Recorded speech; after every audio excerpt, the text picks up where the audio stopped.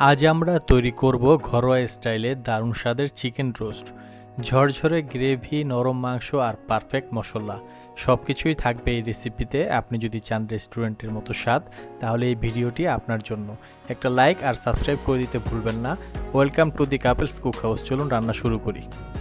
প্রথমে chicken roast রান্না করার জন্য বড় একটি প্লেটে আমরা কেটে রাখা চিকেনের টুকরোগুলো ছড়িয়ে এখানে মরিচের গুঁড়ো এবং পরিমাণ মতো লবণ দিয়ে জিনিসটা আমরা মাখিয়ে নিব। এরপরে একটি গরম তেলে চিকেনগুলো আমরা ভেজে নিব একে একে সবগুলো। যেহেতু আমাদের ভাজার প্যানটা ছোট, তাই আমরা অল্প অল্প করে ভেজে নিচ্ছি। দেখুন আমাদের সবগুলো এক একে করে ভাজা শেষ, আমরা একবারে আপনাদের দেখাচ্ছি। এভাবে চিকেন রোস্টটা ভেজে নেওয়ার পরে আমরা এখন চলে যাব রান্নায়।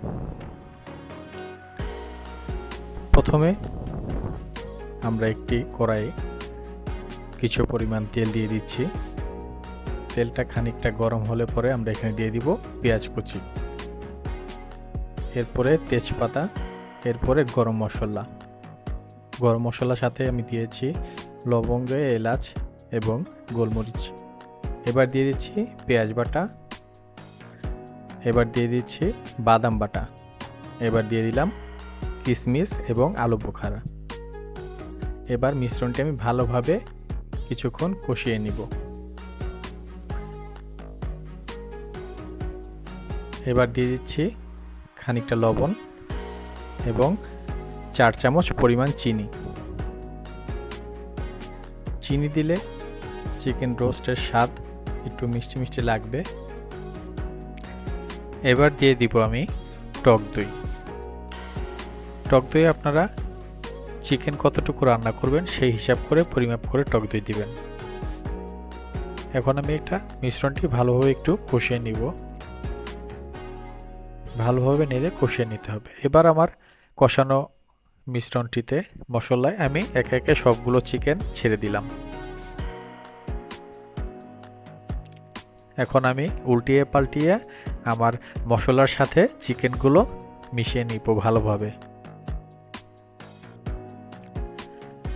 অনেকক্ষণ সময় নিয়ে আস্তে ধীরে সুস্থে সবগুলো চিকেন আস্তে আস্তে উল্টিয়ে পাল্টিয়ে মিশ্রণটি আমাদের মশলার সাথে মিশিয়ে নিতে হবে। রান্নার এই পর্যায়ে আমি দিয়ে দিলাম কিছু কাঁচামরিচ। কাঁচামরিচগুলো আমি আস্তে আস্তে দিয়েছি।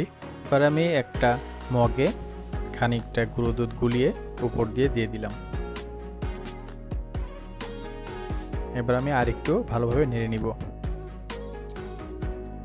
এই পর্যায়ে আমি দিয়ে দিচ্ছি উপর দিয়ে 4 চামচ ঘি। আমি রান্নাটা 20 মিনিট ধরে করেছি। দেখলেন তো কত সহজে তৈরি হলো দারুণ স্বাদের চিকেন রোস্ট। রান্না করে খাওয়াবেন পরিবার পরিজনকে, আর দেখবেন মুখে হাসি ফুটে উঠবে। ভিডিওটি ভালো লাগলে একবার লাইক দিতে ভুলবেন না।